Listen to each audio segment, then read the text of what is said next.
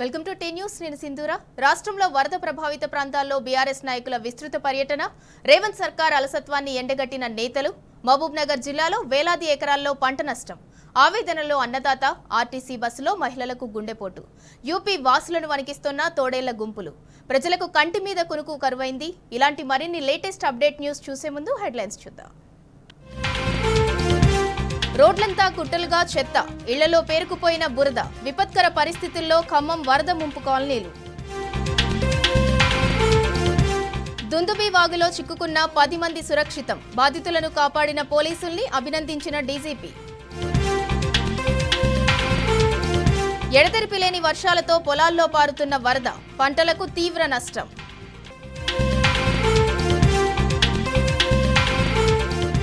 మళ్లీ ఉప్పొంగుతున్న గోదావరి, లక్ష్మీ, పార్వతి బ్యారేజీల భారీగా ప్రవాహం.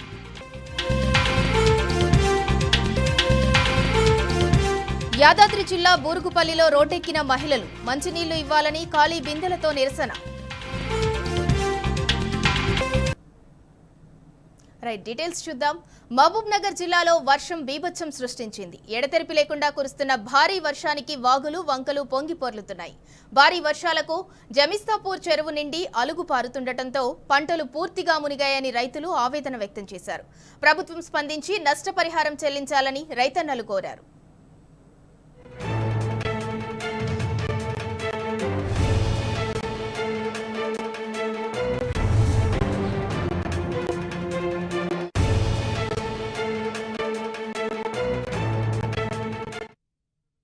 నగర్ రూరల్ మండల్ ధర్మాపూర్ గ్రామంలో ఉంది. మా ఊర్లో గత 2 రోజుల నుంచి కురుస్తున్న భారీ వర్షాలకు అన్ని కుంటలు, చెరువులు అలుగులు వారిపోయినాయి. అది అలుగులు వారిన కాడికి పర్లేదు, కానీ అతివృష్టి అనావృష్టి అంటారు కదా, ఇక్కడ మాకు మొత్తం అనావృష్టే ఉంది. టోటల్గా అన్ని చెరువులు అలుగు వారుతూ ఇవన్నీ పంట పొలాలు మొత్తం నీట మునిగిపోయినాయి. వీళ్ళకు గవర్నమెంట్ ఆలోచన చేసి దయదలిసి వాళ్ళకు నష్టపరిహారం చెల్లిస్తే రైతులు బాగుపడతారు. లేకపోతే మంచిగా పంటలు అన్నీ మంచిగా వచ్చినాయి కదా, నాట్లేస్తే అన్నీ బాగా వచ్చినాయి కదా అన్న సంతోషంలో ఉంటే ఈ వర్షాల కారణంగా వాళ్ళ పొలాలు మొత్తం మునిగిపోయినవి. వాళ్ళు బాగా ఆర్థికంగా ఇబ్బందులు ఉన్నారు. వాళ్ళని గవర్నమెంట్ ఇమీడియట్లీ ఆదుకోవాలి. వాళ్ళకి ఎకరాకు తక్కువైనా ఇప్పుడు ఒక 20 వేలు ఖర్చు అయినాయి, ఇప్పటికీ 20-30 వేలు ఖర్చు అయినవి. కాబట్టి వాళ్ళకు నష్టపరిహారం చెల్లించి వాళ్ళని ఆదుకోవాలని చెప్పి గవర్నమెంట్ని, గౌరవ ముఖ్యమంత్రి గారిని కోరుతా ఉన్నాను. నారాయణపేట జిల్లాలో వానలు దంచికొట్టాయి. మక్తల్లో ఎడతెరిపి లేకుండా కురుస్తున్న భారీ వర్షాలకు పంటలు నీట మునిగాయి. పొలాల్లోకి వరద నీరు చేరటంతో భారీగా పంట నష్టం రావడంతో రైతన్నలు ఆవేదన వ్యక్తం చేస్తున్నారు. నీట మునిగిన పంటకు ప్రభుత్వం నష్టపరిహారం చెల్లించాలని కోరారు.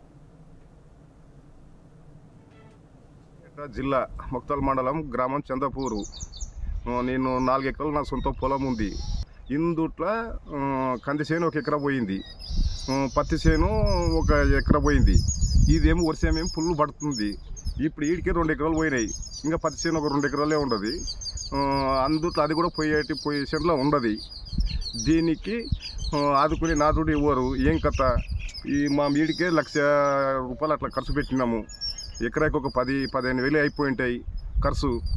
దీనికి మామూలని గవర్నమెంట్ ఎట్టి పరిస్థితుల్లో ఆదుకోవాలని కోరుకుంటుండా.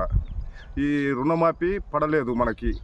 రైతు బంధు కేసీఆర్ ఉన్నప్పుడు 6 నెలలనే కేసీఆర్ రైతు బంధు ఒక క్యూ అని పడుతుండే ఫోన్లో పైసలు.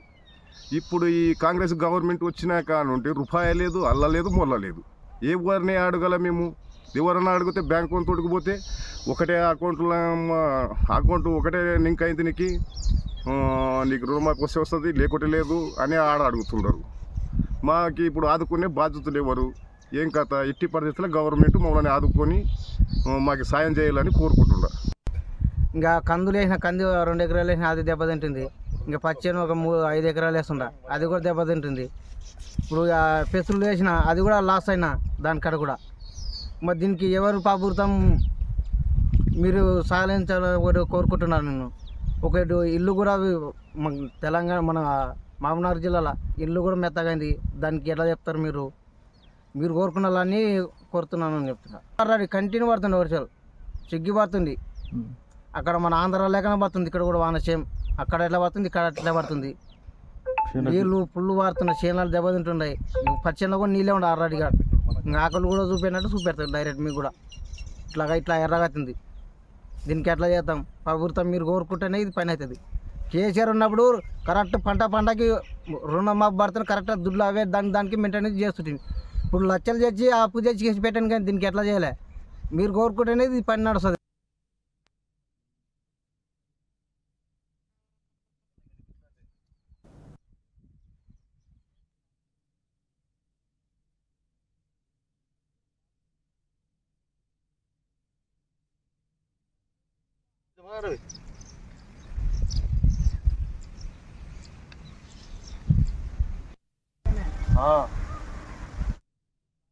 ఉమ్మడి మహబూబ్ నగర్ జిల్లాలో పంట నష్టంపై మరింత సమాచారాన్ని మా ప్రతినిధి నరేష్ అందిస్తారు. నరేష్, చెప్పండి. ఉమ్మడి మహబూబ్ నగర్ జిల్లా వ్యాప్తంగా 3 రోజులుగా కురుస్తున్నటువంటి వర్షం అపార నష్టాన్ని మిగిలించింది. నారాయణపేట జిల్లాలో అత్యధికంగా 6,000 ఎకరాల్లో పంట నష్టం జరిగింది. మొత్తం నారాయణపేట జిల్లాలో అత్యధిక వర్షపాతం నమోదు కావడం జరిగింది. దీంతో నారాయణపేటలో ఉన్నటువంటి ఉట్కూరు చెరువు కావచ్చు, కోయిల్కొండ వైపు వాగులు కావచ్చు ఉధృతంగా ప్రవహించడం జరిగింది. దీంతో వందలాది ఎకరాల్లో పంట నీట మునగడం జరిగింది. వరి పంట కావచ్చు, కంది, పత్తి, జొన్న, పెసర పంటలు నీట మునిగాయి. దీంతో 6,000 ఎకరాల్లో రైతులకు తీవ్ర నష్టం వాటిల్లింది. ఈ నష్టానికి సంబంధించి పరిహారం అందించాలని చెప్పి రైతులు డిమాండ్ చేస్తూ ఉన్నారు. ఒకేసారి ఎక్కువగా వర్షపాతం నమోదు కావడం వల్లనే ఈ నష్టం జరిగినట్లుగా కూడా అధికారులు అంచనా వేస్తున్నారు. మరింతగా కూడా ఇంకా 2 రోజులు వర్షం ఉన్నటువంటి నేపథ్యంలో మరింతగా కూడా పంట నష్టం జరిగేటటువంటి అంచనా ఉన్నట్లుగా తెలుస్తుంది. మరోవైపు మహబూబ్ నగర్ జిల్లాలో కూడా 622 ఎకరాల్లో పంట నష్టం జరిగింది. వనపర్తిలో 1000 ఎకరాలు, జోగులాంబ గద్వాల జిల్లాలో 400 ఎకరాల పంట నీట మునగడం జరిగింది. 3 రోజులుగా కూడా ఎడతెరిపి లేకుండా కురుస్తున్నటువంటి వర్షాలతో జిల్లాలో ఉన్నటువంటి ప్రధాన వాగులు దుందుబి, పెద్దవాగు, ఊకచెట్టు వాగు అన్ని కూడా ఉధృతంగా ప్రవహించడంతో పక్కనే ఉన్నటువంటి పంటలన్నీ కూడా నీట మునగడం జరిగింది. పలు చోట్ల రోడ్లు తెగిపోవడం జరిగింది, చెరువు కట్టలు తెగిపోవడం జరిగింది. దీంతో 1000 ఎకరాల్లో పంట నష్టం జరిగింది. ఈ పంట నష్టానికి సంబంధించి అధికారులు నిన్న ఓ సర్వే నిర్వహించడం జరిగింది. సర్వేలో వనపర్తిలో ఎక్కువగా 6,000 ఎకరాల్లో పంట నష్టం జరిగింది. మిగతా చోట్ల గద్వాలలో 400 ఎకరాలు, వనపర్తిలో 1000, నాగర్ కర్నూలులో 930 ఎకరాల పంట నష్టం జరిగింది. ఈ పంట నష్టానికి సంబంధించి తమకు పరిహారం అందించాలని చెప్పి రైతులు డిమాండ్ చేస్తూ ఉన్నారు. చేతికొచ్చేటటువంటి పంట నీట మునగడం తోటి రైతులంతా కూడా తీవ్ర ఆవేదనను వ్యక్తం చేస్తున్నారు. సింధూరం. Right, thank you Naresh. Congress ప్రభుత్వం తీరుపై మండిపడ్డారు మాజీ ఎమ్మెల్యే జోగు రామన్న. ప్రకృతి విలయంతో పంటలు నష్టపోయి బాధపడుతున్న రైతులను పరామర్శించిన కాంగ్రెస్ మంత్రులు సీసీఐ ఫ్యాక్టరీ సందర్శించిపోవటం సిగ్గుచేటన్నారు. ఈ మేరకు ఆదిలాబాద్లోని పలు గ్రామాల్లో నీట మునిగిన పంట పొలాలను రైతులతో కలిసి పరిశీలించారు. రైతులెవరూ అధైర్యపడొద్దని భరోసా కల్పించారు. ఎకరానికి కనీసం 25,000 రూపాయల నష్టపరిహారం అందించాలని ప్రభుత్వాన్ని డిమాండ్ చేశారు.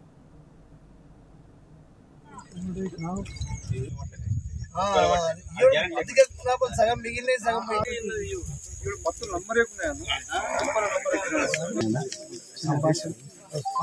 కరెక్ట్ ఉంటుంది కదా.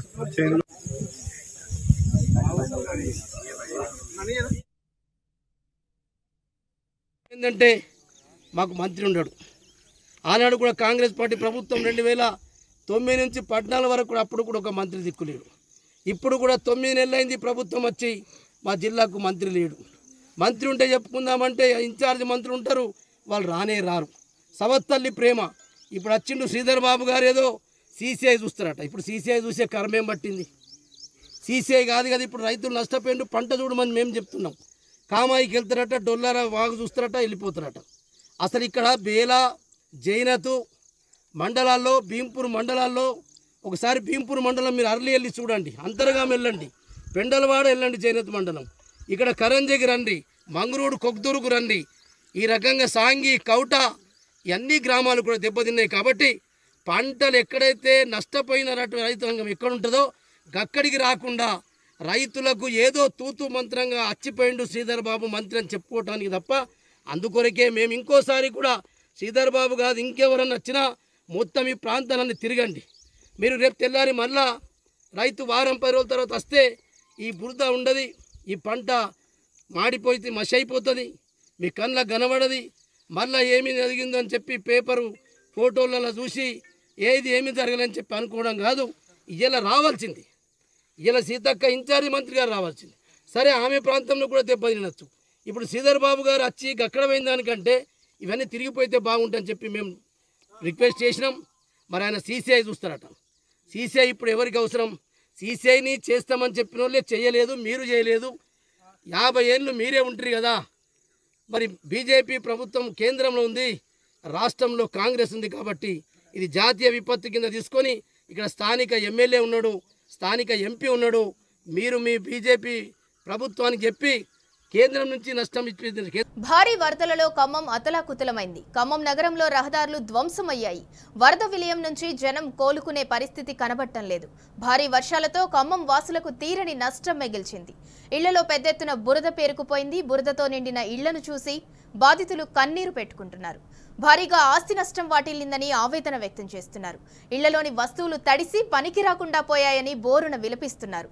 ఏ ఒక్క వస్తువు పనికిరాదంటున్నారు. కట్టుబట్టలతో మిగిలామని, ప్రభుత్వం నుంచి ఎలాంటి సహాయం సహకారాలు అందటం లేదని ఆగ్రహం వ్యక్తం చేస్తున్నారు.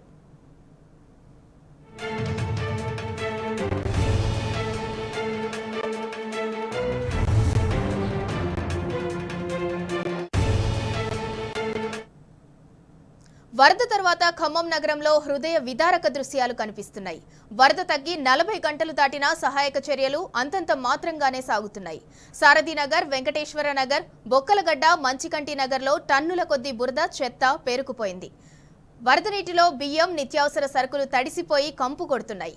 కట్టుబట్టలతో ఉన్నాం, కాపాడండి అంటూ వరద బాధితులు వేడుకుంటున్నారు. వీధుల్లో ఎవరు తిరిగినా అధికారులే అని భావించి తమ గోడు చెప్పుకొని కన్నీటి పర్యంతమవుతున్నారు. మున్సిపల్ శాఖ వైఫల్యంపై వరద బాధితులు ఆగ్రహం వ్యక్తం చేస్తున్నారు.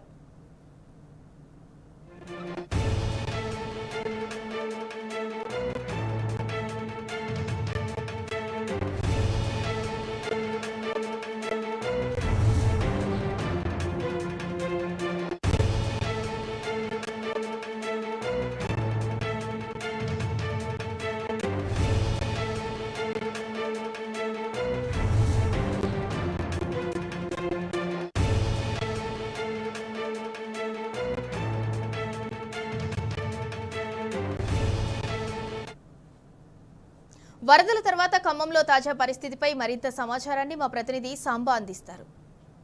తలపించే విలయ తాండవం మున్నేరు కూడా ఖమ్మం నగరంలో మిగిల్చింది. మనం ఉన్నటువంటి డివిజన్లో చూస్తే కనుక పెద్ద ఎత్తున జరిగిన నష్టం కళ్ల ముందు కనపడుతుంది. వరద ఉధృతికి ఇళ్లలోకి ఉన్నటువంటి సామాన్లన్నీ కొట్టకపోవడంతో పాటు అసలు ఇళ్ళ ఇవి లేకపోతే విషాదకరమైనటువంటి చోట్ల అన్నట్టుగా ఉంది.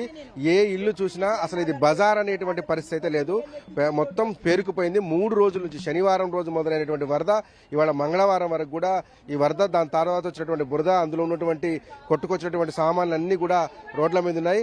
ఖమ్మం నగరంలో ఉన్నటువంటి వెంకటేశ్వర నగర్, బొక్కలగడ్డ, అట్లాగే సారథి నగర్ నుంచి మొదలుకుంటే మంచికంటి నగర్ 1, మంచికంటి నగర్ 2 ప్రాంతాలలో ఏ బజారు చూసినా, ఏ గల్లీ చూసినా ఇంతే దారుణమైనటువంటి దృశ్యాలు, ఇంతే హృదయ విదారకమైనటువంటి పరిస్థితులు కనపడుతుంటాయి. ప్రభుత్వ పెద్దలు ఎవరు వచ్చిన పాపాన పోలేదు. అధికారులు వస్తే కూడా మెయిన్ రోడ్లలో చూసి మాత్రమే వెళ్లిపోతున్నారు తప్ప కిందికి దిగువ ప్రాంతాలకు, ఏదైతే మున్నేరుకు మొదటి నష్టం జరిగేటువంటి ప్రాంతాలు ఉన్నాయో అక్కడికి వచ్చేటువంటి సాహసం ఎవరూ చేయలేదు. ఎందుకంటే ఈ ప్రజలు నిలదీస్తారు, ఈ ప్రజలకు సమాధానం చెప్పాల్సి వస్తుందనేటువంటి భయం కావచ్చు, మరి సహాయం చేయాల్సి వస్తున్నటువంటి ఆ ఆలోచన కావచ్చు, ఎందుకో ఇక్కడికి రాలేదు. ఇక్కడ ఉన్నారు వారందరితో మాట్లాడు. 2 బజార్లు ఆగమైనాయండి. మా 2 బజార్లు అసలు ఇద్దరికే రాలే. మున్నేరుకై ఏడుకున్న మీరు ప్రభుత్వం ముగ్గురు మంత్రులు 3 రోజులైంది. వచ్చిపోయి కట్టుకోవడానికి బట్ట లేదు, ఒక ఆధార్ కార్డు లేవు, ఏమై లేవు. ఏరొస్తుంది రాగాలు చెప్పి నేను మాకు చెప్తే మేము తీసుకొని పోదుగా, మాకు చెప్పిన లేరు. పాత కౌన్సిలర్ వచ్చా, మా బజార్ కౌన్సిలర్ వచ్చి చెప్పిందని కూడా మాకు తెలియదు. అయ్యా అజయ్ కుమార్ ఏం చేసిండు? నడి రోడ్డు మీదకి వచ్చిండు. మీ పేరానికి మా పేరం అన్నాడు. తెల్లట్టాలుగా ఎన్ని బళ్ళు అన్ని పెట్టించిండు, చెత్త ఎత్తిచ్చిండు, రోడ్డు కడిగి ఇచ్చిండు. ఇవాళ మీరు నడవటానికి అవకాశం లేదు. మేము చావాలా బతకాలా? ఎందుకు మీరుండి రాజ్యం వెళ్తారా? మా కట్టుకోవడానికి బట్ట లేదు, ఒక ఆధార్ కార్డు ఏమైనా లేవు, పోగులేదు. నిన్న ముఖ్యమంత్రి గారు కూడా ఇక్కడికే వచ్చింది. ముఖ్యమంత్రి గారు వచ్చిందే మాకు ఈ బజార్కి వచ్చింది తెలియదు, అసలు యాడికి వచ్చింది కూడా ఏం చెప్పింది కూడా తెలియదు. అమ్మా ఇప్పటిదాకా ఎవరైనా అధికారులు వచ్చి ఏం జరిగిందో నష్టం తెలుసుకునే ప్రయత్నం కానీ ఎట్లున్నారని అడిగే ప్రయత్నం కానీ ఇప్పుడే కలెక్టర్ గారు ఎంఆర్ఓ గారు ఇప్పుడు వచ్చి అడుగుతారు. మేము అడిగినాము, పోయినసారి ఉన్న వాళ్ళు మంచిగా చేసారు, ఈసారి మమ్మల్ని సచ్చిరా బతికిరా కట్టుకున్న బట్ట కూడా లేదు, సంసారం అయిపోయింది మా బతుకులు అని కంటిన్యూ పెట్టాం మేము. మమ్మల్ని బాగానే చూసుకున్నారు సారు, ఈసారి ఒక్కరు రాలేదు, ఒక్కలోనో చూడలేదు. ఆయన పాత కౌన్సిలర్ గారు వచ్చి మమ్మల్ని మాట్లాడిచిపోయింది కానీ ఇప్పుడు గెలిచిన వాళ్ళు ఒక్కరు కూడా మాకెళ్ళి రాలేదు. దేనికైనా రాలేదు, బతికిరా సచ్చిరా ఉండరా లేరని కూడా లేదు సార్.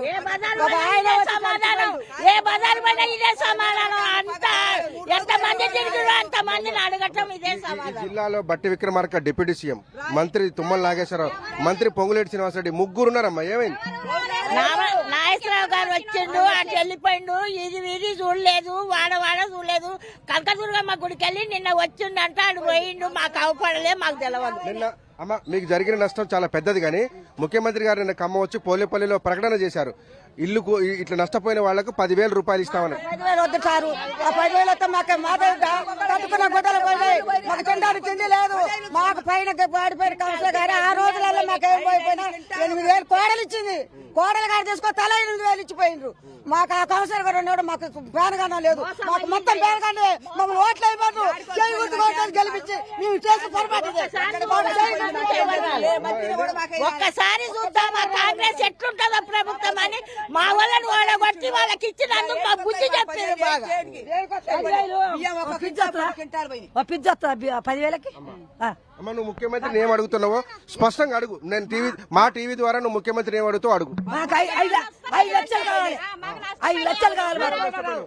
ఇల్లు కూలింది, రేకులు పోయినాయి, పిచ్చు పోయినాయి, అన్ని పోయినాయి, అసలు ఏమి లేవు. వచ్చే బట్టలు కూడా అన్ని పోయినాయి.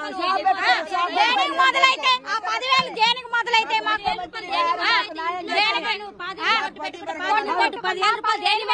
10 లక్షల రూపాయలు సొమ్ము పోయింది, 10,000 చేటి మొదలైతే షాప్ ఒక్కసారి చూడండి అది ఎట్టుందో, మొత్తం కొట్టుకొని పోయింది. అసలు అంతా 10,000 రూపాయలు ఇస్తాయి, ఏంటికి 10,000 రూపాయలు ఇచ్చేదైనా మాకు ఆ 10,000 కూడా అవసరం లేదు. ఏ గుండెను టచ్ చేసినా ఇదే ప్రభావం. వాళ్ళంతా కూడా ఆందోళన వ్యక్తం చేస్తున్నారు, బాధను వెల్లుబుస్తున్నారు. లక్షల రూపాయలు నష్టపోతే ప్రభుత్వం 10,000 ఇస్తామని ప్రకటించడం ఏంటి? మేము వ్యాపారాలు నష్టపోయినాం, ఇండ్లలో ఉన్నటువంటి బియ్యం నష్టపోయినాం, తినడానికి గింజలు కూడా మిగిలినటువంటి పరిస్థితిలో ఉన్నామంటున్నారు. అన్న ఏంది మీ వార్డుకి ఎవరైనా వచ్చిర్రా, మీ డివిజన్ చూసిర్రా? అసలు ఎంత నష్టం జరిగితే కూడా ప్రభుత్వం ఎందుకు స్పందించలేదు ఏందన్నా? ఒకటి, ఎప్పుడైనా సరే వరద వచ్చే ముందులో ఒక రోజు ముందు మనకి ఇరిగేషన్ డిపార్ట్మెంట్ అనేది మనకి కంపల్సరీ ఇంటిమేషన్ చేస్తారు. కలెక్టర్ గారు కానీ, కమిషనర్ గారు కానీ, అందరూ ఆల్ డిపార్ట్మెంట్స్ మొత్తం రెడీగా ఎప్పుడు ఉండేది. ప్రతి సంవత్సరం ఇయర్లుగా రెడీగా వరద వచ్చే మూమెంట్ లో అందరూ రెడీగా ఉండేది. నిన్న మాత్రం శనివారం నాడు మాత్రం, శనివారం నుంచి వరద మొదలైతే కనీసం ఒక ఇరిగేషన్ డిపార్ట్మెంట్ అధికారి కూడా నాకు అడిగి చెప్పేవాళ్ళు లేరు. ఆదివారం పొద్దున ఏదో ప్రమాదం ఉందని చెప్పి నేనే మళ్ళీ ఆలవాళ్ళు వేసి ఇంటింటి తిరుగుకుంటూ మొత్తం అందరికి చెప్పుకుంటూ పోయినా. కానీ ఒక అధికారాన్ని నా అమ్మటి వచ్చి ఖాళీ చేపించి బయట ఒక పోలీస్ డిపార్ట్మెంట్ ఒకటి, ఒక పోలీసు డిపార్ట్మెంట్ వాళ్ళు వచ్చారు. వాళ్ళు చేశారు, పోలీస్ డిపార్ట్మెంట్ చేసింది తప్ప ముందు సమాచారం అనేది లేదు. అసలు ముందు సమాచారం అనేది లేదు. మనకు తెలుసు కదా ఎప్పుడు మనకి ఈ టైంలో మీరు అడిగే ప్రయత్నం చేశారు. నిన్న నేను ముఖ్యమంత్రి గారు వచ్చినప్పుడు నన్ను గట్టిగా పోలీసు వాళ్ళు అంతా తీసి నన్ను గుంజి పక్క పెట్టారు. ఇక్కడ పెద్ద కుటుంబాలు కూలిపోయినాయి, చాలా ఆస్తి జరిగింది. ఒక్కటి కట్టుబట్టలతో బయటకు వచ్చారు జనం. నేను కన్నీళ్లు పెట్టుకుంటే నేను అడిగింది, నిన్న ఏడ్చుకుంటూ అడిగిన ఒక 10 లక్షల రూపాయలు బాగా డ్యామేజ్ అయిన వాళ్ళకి ఇవ్వండి, మామూలు వాళ్ళకి 5 లక్షల రూపాయలు ఇవ్వండి. ఒక టీవీ కొనుక్కోవాలన్నా ఎంత ఇవాళ 30,000 రూపాయలు కావాలి, ఒక చిన్న ఫ్రిడ్జ్ కొనుక్కోవాలన్నా ఒక 30,000 రూపాయలు కావాలి. ఇలాంటి బెడ్స్ కూడా లేవు, మంచాలు లేవు, కప్పుకోవడానికి దుప్పట్లు లేవు, ప్లేట్లు లేవు, అంట్లు లేవు. ఇవన్నీ సర్దుపుచ్చాలి. కాబట్టి మీరు ఒక 5 లక్షలు ఇవ్వండి అంటే పోలీసు వాళ్ళతో నన్ను నెట్టేపించారు. ఇక ఎవరు ప్రశ్నించే గొంతు లేకపోతే 10,000 రూపాయలు ఎందుకు? 10,000 రూపాయలు వాళ్ళు సంపాదించుకోలేరు, అడుక్కొని తింటారు. ఏముంది ఆడ ఇచ్చే 10,000 కాకపోతే రోడ్డు మీద పోయి అడుక్కొని తింటారు. మన భారతదేశంలో చాలా మంది ఉన్నారు చేయూత ఇచ్చేవాళ్ళు, పెట్టేవాళ్ళు. ఎందుకు లేరు? బోల్డ్ అంత మంది ఉన్నారు. మేము ఇచ్చే 10,000 రూపాయలు ఎవరు సరిపోద్ది? దేని సరిపోద్ది 10,000 రూపాయలు? గోస ఉంది. ఎవడంటే ఇంటికి పోదామంటే నాకే కళ్ళమ్మ నీళ్లు పెట్టుకుని అడిగినా దిక్కులేని పరిస్థితి ఇది. ఒక్కసారి మనము ఈ ఇళ్లలోకి వెళ్లేటువంటి ప్రయత్నం చేద్దాం. ఎందుకంటే ఇల్లు ఎంత దుర్భరంగా ఎంత దారుణంగా ఉందో అనేటువంటి విషయాన్ని మనం చూసేటువంటి ప్రయత్నం చేస్తే ఇదంతా కూడా వీళ్ళు ఎత్తుకెళ్తుంది అంతా కూడా చెత్త చెదారం దుమ్మంతా కూడా లోపలికి బయటకి తరలించుకుపోతున్నారు. మొత్తము ఒక ఇల్లు కాదమ్మా, ఏ ఇల్లు చూసినా గానీ అన్ని ఇదే పరిస్థితి. ఈ ఇల్లు అయితే కేవలం అంటే బీద ప్రజలు ఉండేటువంటి ఇల్లు మొత్తం కొట్టుకొని ధ్వంసమైపోయినటువంటి పరిస్థితి కనపడుతుంది. ఒక ఇల్లు కాదమ్మా, ఈ ప్రభుత్వం నుంచి సాయం కోసం చూస్తున్నటువంటి ఇండ్లు ఇవి. ఏ ఇంట్లో కూడా ఒక్క కట్టు బట్టలు తప్ప వీళ్ళకి ఏమీ మిగలలేదు. ఒక ఇల్లు చూసి ఒక ఇల్లు చూడకూడదు అనేది ఏం లేదు. అన్ని ఇళ్లలో ఇదే పరిస్థితి. కేవలం వీళ్ళేదో రోజువారీ కూలీలుగా జీవితం వెళ్ళబుచ్చుతున్నటువంటి అనేక చోట్ల ఇదే పరిస్థితి కనపడుతుంది. అమ్మా ఏం చెప్పదలుచుకున్నాం? అసలు ఏందండి, ఎట్లుండాలి అసలు? మేము ఒక్కలన్నా వచ్చిన వాళ్ళు ఉన్నారు అసలు? ఇది మాది ప్రజాపాలన, ప్రజల్ని మేము ఉద్ధరించినామని నిన్న చెప్తున్నాడమ్మా ముఖ్యమంత్రి గారు. మరి ఖమ్మంలో ఏం చేసిండు వచ్చిండు అసలు? నీదేది లేది? మా ఆడిపెట్టేది ఒక ఇల్లు, నాది ఒక ఇల్లు. అందరికి అనుకోండి అబద్ధం తినడానికి బొచ్చ కూడా లేదు. నిన్న 2 బొచ్చలు కడుక్కొని పెట్టుకుంటా. ఈ వీధిలోనే ఇంత విలయ తాండవం ఉందంటే ఇలాంటి వీధులు ఖమ్మం నగరంలో వందల్లో ఉన్నటువంటి పరిస్థితి కనపడుతుంది. 36 గంటలు 40 గంటలు 50 గంటలు గడిచిన తర్వాత కూడా అసలు ఎంబటే రాజీనామా చేయాలి. మాకు టీవీ ఫ్రిడ్జ్లు అల్లి పోయినాయి. ఎంత మునిగిపోయిందో చూడు. కనీసం పైన ఉన్నారంటే కూడా ఒక పడవ పంపించలేదు. అట్టలే వాళ్ళు దండం పెట్టుకుంటా కూర్చురు. ఎల్లి మునిగిపోయినా టీవీ పోయింది, ఫ్రిడ్జ్ పోయింది. అల్లి మాకు 1-2 లక్షలు జరినామా అయ్యాలి. లేకపోతే ఎంబటే రేవంత్ రెడ్డి రాజీనామా చేసిపోవాలి. కేసీఆర్ ఎక్కాలి. ఎల్లి దడిచినా చూడు మా మొత్తం పోయినాయి. ఒక్కటి కాదు, మొత్తం బియ్యం ఉప్పు కారం మొత్తం 5 లక్షలు లాస్ వచ్చింది మాకు. ఆ పువ్వాడైతే మొత్తం 5 నిమిషాల శుభ్రం చేసిండు. ఇది ఒక్కళ్ళు కూడా పట్టించుకోవట్లే. కరెంటు లేదు, ఏ లేదు. ఈ బుడదలు ఎట్టలే పిల్లలు జలాలు రోగాలు వచ్చి పడాలా? కడుపుతోటి ఉంది మాకు. ఇంతేనా? ముఖ్యమంత్రి ఏమంటున్నాడు విన్నారా మీరు? ఏమంటున్నాడంటే మంత్రులు ఎమ్మెల్యేలు అంతా జనాల్లోనే ఉన్నారు. తుమ్మల నాగేశ్వరరావు కానీ బట్టి విక్రమార్కులు కానీ రేవంత్ రెడ్డి ఒక్కరు కూడా వచ్చి చూడలేదు. బొక్కలగడ్డ మా బజార్కి వచ్చి ఏది ఎట్టుందని కూడా చూడలేదు. 3 మంత్రులు కమ్మాలికి వేసుకో ఏమైనా పట్టించుకుంటురా? ఏది ఉన్నారా? చచ్చిర్రా వాళ్ళు? వీళ్ళు చచ్చిరా లేకపోతే సావాలని చూస్తురా? లేకపోతే బొక్కలగడ్డ వాళ్ళు ఏది వెళ్ళి ఒక వస్తువు వల్ల ఉందా చూడు. కట్టుకోవడానికి బట్టలు కూడా లేవు. మా పరిస్థితి ఏంది? బియ్యం 3 క్వింటాల బియ్యం బయలు, టీవీ బయలు, పిరుచు బయలు. అక్కడికి కూడా పెట్టలే 2 అసలు. 10,000 ఇస్తా ఇంటికంటుండే ముఖ్యమంత్రి. 10,000 బొంద మీద వేసుకోవాలి. మాకు 10,000 వచ్చి ఇంటికి 2 లక్షలు తీమా లేకపోతే లేదు. మాకు అవసరం లేదు. ఎబ్బటే రాజీనామా చేయాలి. పిల్లలు కూడా ఈ ప్రభుత్వానికి నిరసన తెలుపుతున్నారు. ఎందుకంటే చదువుకునేటువంటి పిల్లలు వాళ్ళ సైకిళ్లు కూడా కొట్టుకుపోయినాయి, కార్లు కొట్టుకుపోయినాయి. డ్రైవింగ్ చేసి బ్రతికేటువంటి అనేక మంది డ్రైవర్ల కార్లు కొట్టుకుపోయినటువంటి దుస్థితి ఉంది. కిరాణా షాపులు నడుపుకునే వాళ్ళు నిత్యావసర వస్తువులైనటువంటి బియ్యం ప్రతి ఇంట్లో కూడా, ఎందుకంటే పేద ప్రజలు కావడంతో బియ్యం ధరలు అధికంగా పెరుగుతాయనేటువంటి నేపథ్యంలోనే వచ్చినప్పుడు గంటలో క్లియర్ చేసిరన్న మొత్తం. మా పోవాడ అజయ్ గారు, మాటేటి నాగన్న గారు వీళ్ళందరూ ఉండి గంటలు క్లియర్ చేయించారు పోయినసారి. ఇప్పుడు ఒక రోజు అవుతుంది సార్, గలీజ్ వాసన వస్తున్నాయి, మొత్తం గలీజ్ వాసన వస్తున్నాయి. పట్టించుకునే నాదులు లేడు, ఎవరు లేరు. పోయినసారి మా నాగన్న పోవాడ అజయ్ గారు గంటలో క్లీన్ చేయించారు మొత్తం. చూడండి సార్, మొత్తం ఆ ఇల్లు చూడండి సార్ ఒకసారి. ప్రజలే ఎవరిల్లు వాళ్లే శుభ్రం చేసుకోవాల్సిన దుస్థితి ఉంది. ఒక్కొక్క ఇంట్లో 4-5 కలిసి కూర్చొని ఒక్కొక్క ఇల్లు శుభ్రం చేసుకుంటున్నారు తప్ప అధికారులు గాని మున్సిపాలిటీ గాని ఇక్కడికి వచ్చి పట్టించుకున్నటువంటి పాపాన పోలేదు. 3 రోజులు అయిన తర్వాత కూడా వరద తగ్గి కూడా దాదాపు 30 గంటలు అయిపోయింది. వరద తగ్గి కూడా ఆదివారం సాయంత్రానికే వరద తగ్గింది. సోమవారం నిన్నంతా పోయింది. ఇవాళ మంగళవారం మధ్యాహ్నం వచ్చిన తర్వాత కూడా ఈ దృశ్యాలు కనపడడం అనేది ప్రభుత్వం నిర్లక్ష్యానికి నిదర్శనంగా చెప్పవచ్చు. ఒక ఇల్లు కాదు, ఏ ఇల్లు అయినా కానీ ఇంతే దుస్థితిలో ఉంది. గుట్టలుగా పేరుకుపోయినటువంటి చెత్త బురదతోని ఈ ప్రజలు సహజీవనం చేస్తున్నారు. వీరి దైనందిన జీవితం అయిపోయినటువంటి పరిస్థితి కనబడుతుంది. గత 2 నెలల కాలం నుంచి విషజ్వరాలతోని ఇబ్బందులు పడుతున్నటువంటి ప్రజలు ఇవాళ వరదలు వచ్చి ఇంత పెద్ద ఎత్తున బురద అంతా పేరుకుపోవడంతో రాబోయే నెల రోజుల్లో కూడా అంటువ్యాధులు ప్రబలేటువంటి అవకాశం ఉంది. కానీ మున్సిపల్ అధికారులు ఏం చేస్తున్నారనేటువంటి అంశం ఇప్పటికీ స్పష్టంగా లేదు. ప్రజలు అడుగుతున్నారు, చేత కాకపోతే రాజీనామా చేయమని కూడా ఓ తల్లి కన్నీళ్లు పెడుతూ డిమాండ్ చేస్తుంది. 10,000 రూపాయలు ఇస్తామనడం ఎందుకు, ఎవరికి సరిపోతాయి 10,000 అంటున్నారు. వస్తున్నారు చేతులు ఊపుతున్నారు, వెళ్లిపోతున్నారు. మమ్మల్ని బాగు చేసింది ఏంటనేటువంటిది ప్రజల నుంచి వస్తున్నటువంటి స్పష్టమైనటువంటి ప్రశ్న. మరి ఈ ప్రశ్నలకు ప్రభుత్వం ఏం సమాధానం చెప్తుంది, ఎలాంటి సాయం చేసి వీళ్ళని ఆదుకుంటుంది అనేది ఆ ముఖ్యమంత్రి నిర్ణయించాల్సినటువంటి అవసరం ఉంది. Over to studio. యూపీ వాసులను తోడేళ్ల గుంపులు వణికిస్తున్నాయి. వరుస దాడులతో భరూచ్ జిల్లా ప్రజలకు కంటి మీద కునుకు కరువైంది. తాజాగా తోడేళ్లతో పోరాడి కొడుకును రక్షించుకుందో తల్లి. హార్డీలో తెల్లవారుజామున కుమారుడు ప్రాస్పై తోడేలు దాడికి పాల్పడటంతో ఒక్కసారిగా మేల్కొన్న తల్లి గుడియా విరోచితంగా పోరాడింది. అత్యంత చాకచక్యంతో దాని మెడను గట్టిగా నొక్కిపట్టి బిడ్డను కాపాడుకుంది. ఈ ఘటనలో గాయపడిన ప్రాస్ ప్రస్తుతం మహసీ పిహెచ్సిలో చికిత్స పొందుతున్నాడు. ప్రాణాలకు తెగించి బిడ్డను రక్షించుకున్న ఆ మాతృమూర్తి ధైర్య సాహసాలను అందరూ మెచ్చుకుంటున్నారు.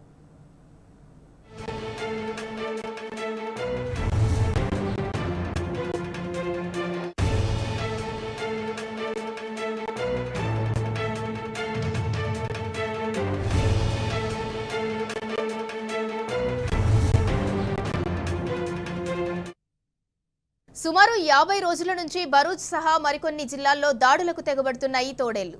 ఇప్పటికే దాదాపు 10 మందిని పొట్టన పెట్టుకున్న తోడేళ్ల కోసం వేటను ముమ్మరం చేశారు అటవీ శాఖ అధికారులు. చిన్నపిల్లల మూత్రంతో తడిసిన రంగురంగుల టెడ్డీ బేర్లతో వాటికి గాలం వేస్తున్నారు. తీరొక్క బొమ్మలను అవి విశ్రాంతి తీసుకునే నదీ పరివాహక ప్రాంతాల్లో పెడుతున్నారు. తోడేళ్లు రాత్రివేళ జనంపై దాడులు చేస్తున్నాయంటున్నారు.